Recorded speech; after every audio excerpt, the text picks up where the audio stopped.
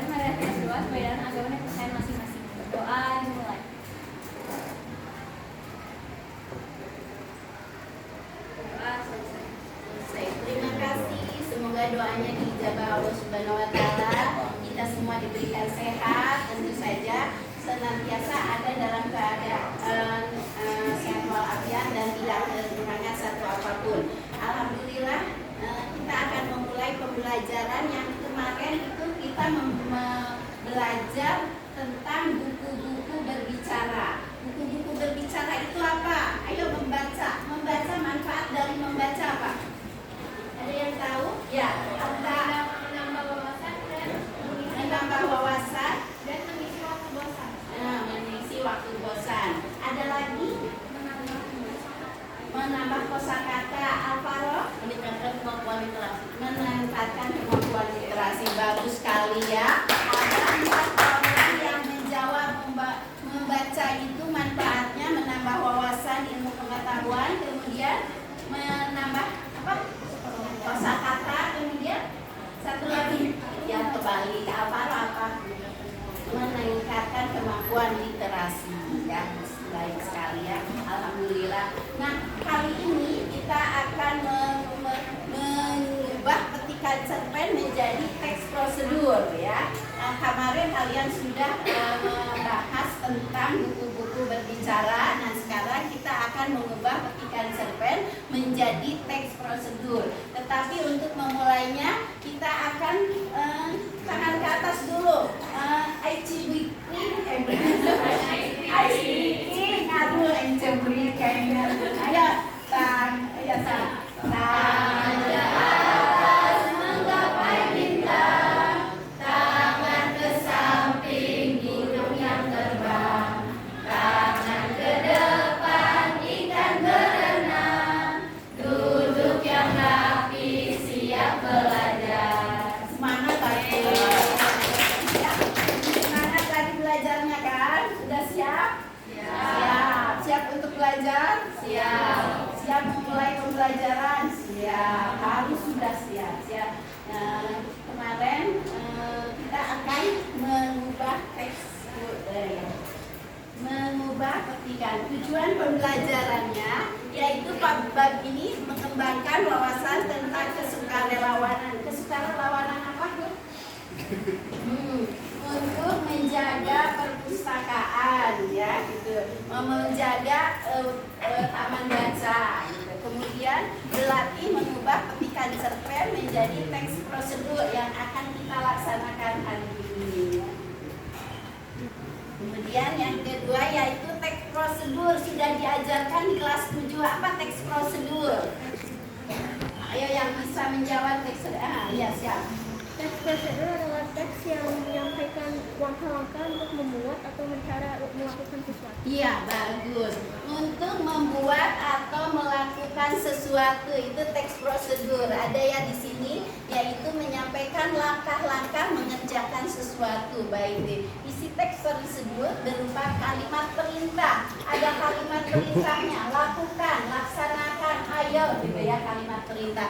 Kemudian menggunakan kata bilangan. 1, saya akan melakukan teks prosedur gitu. 2, saya akan melaksanakan hal-hal yang harus diperhatikan di dalam melaksanakan teks prosedur gitu. Ada langkah kalimat perintahnya. Kemudian ada pengertian cerpen. Oh iya, lupa. Pengertian cerpen itu apa? Ayo, ini ada pengertian cerpen. 1. Ya, siapa? Cerpen itu cerita pendek yang isinya itu sebuah kejadian yang sudah nyata atau yang dibuat-buat. Ya. Biasanya itu singkat, Ya. panjang. Ya, singkat dan tidak panjang. Fiktif berarti ya fiktif gitu. Ya. Kemudian ini ada di sini karya sastra pendek yang bersifat fiktif mengisahkan satu permasalahan gitu ya. Kalian harus menulis sebuah cerpen. Cerpen itu terdiri dari 10.000 kata. Kalau lebih dari 10.000 kata apa?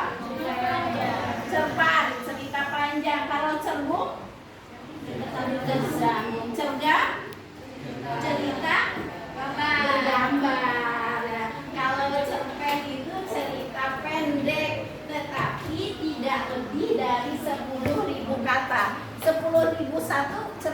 disebutnya? Ayo, apa kemarin Ibu sudah sebutkan? Alvaro tahu, ayo.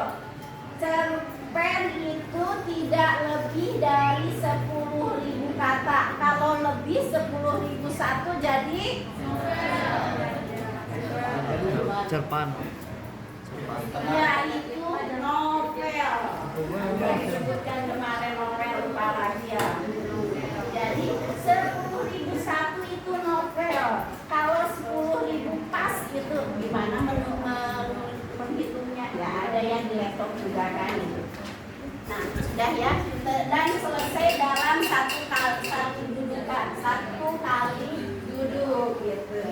Ciri-ciri cerpen nih bersifat fiktif ya atau karangan dari penulis, tersusun tidak lebih dari 10.000 kata, selesai dibaca dalam satu kali duduk, alurnya alur tunggal, satu cerita bisa ditulis berdasarkan cerita sehari-hari dan sudah tahu kalian ya, kemudian memiliki pesan moral. Nah, unsur pembangun cerpen ada berapa?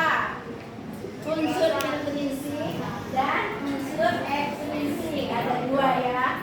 Unsur intrinsik itu yaitu tema, alur, latar, tokoh, watak. Nah itu banyak ya. Nah yang Ibu tanyakan penokohannya apa?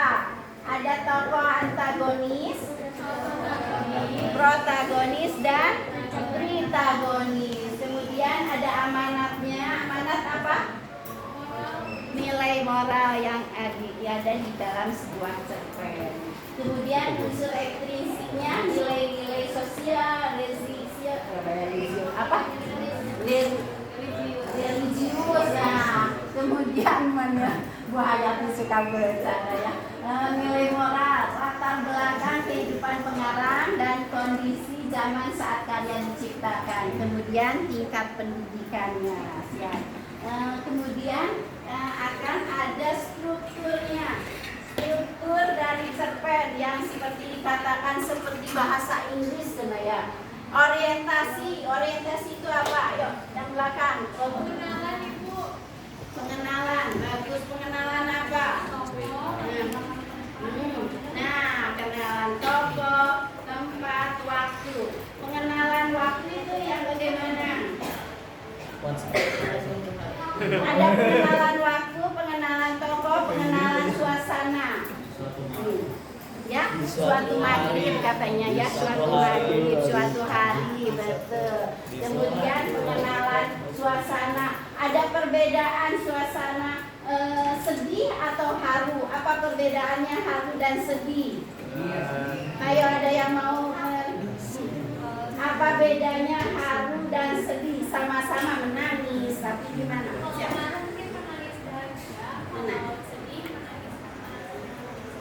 Ya, menangis karena sakit hati. Kemarin ada yang kehilangan sesuatu, jadi sakit hati menangis terseduh-seduh sampai air matanya menganak sungai. Wah, lebay banget ya, hiperbola itu Maya.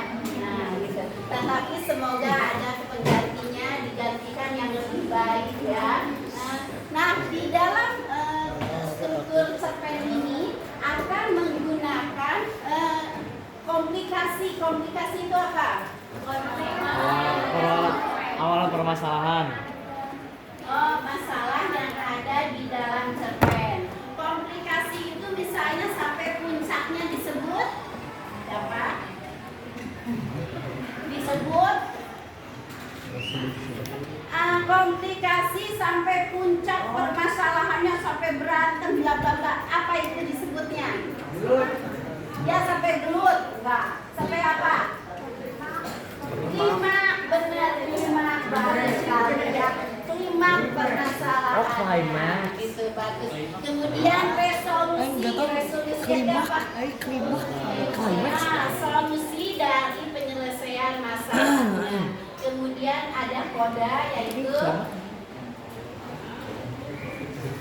kesimpulan, selesai dari akhir cerita tersebut ya, cerpennya sudah selesai. Dari permasalahan ini ada 6 profil pelajar Pancasila yang sudah kalian sebutkan, akan kita kita pelajari. 6 profil pelajar Pancasila itu apa? Satu, beriman, bertakwa pada Tuhan Yang Maha Esa, dan bernalar kritis. Yang kedua apa? Yang kedua, bergotong royong. Siap. Yang ketiga, Gotong royong.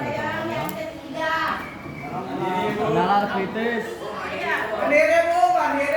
kebinekaan global. Bagus. Yang keempat apa? Mandiri, bernalar kritis. Bagus sekali ya. Ada 6 ya. 6 profil pelajar Pancasila. Sebutkan satu lagi. Diulang. 1. Udah kelas 7 dan kelas 7. 1. Beriman, bertakwa pada Tuhan Yang Maha Esa. 2. Bernalar kritis. Bagus. Ayo, 3.